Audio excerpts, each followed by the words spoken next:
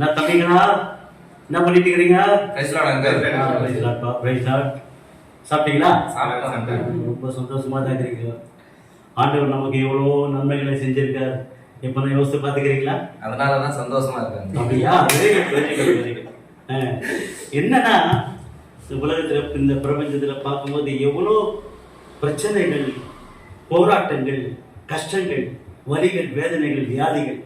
ஆனா இவைகளில் இருந்தெல்லாம் தேவன் நம்மை எவ்வளவு பத்திரமா பாதுகாத்துக் கொள்கிறார் தெரியுமா?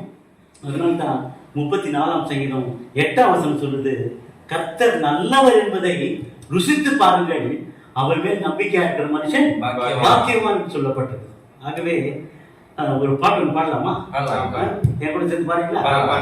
இதுவரையில் நடத்தி வந்த உமது நன்மையை, இதுவரையில் நடத்தி வந்த உமது நன்மையை என்று மறவேனே, நன்றி இயேசுவே என்று மறவேனே, நன்றி இயேசுவே.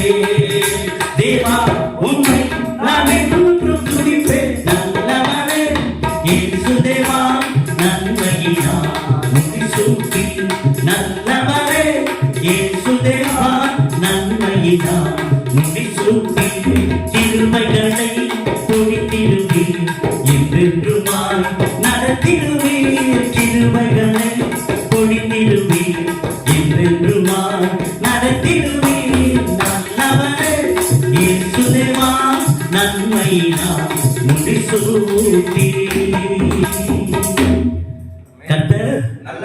கர்த்தர் நல்லவர், நல்லவர், நல்லவர், நல்லவர்.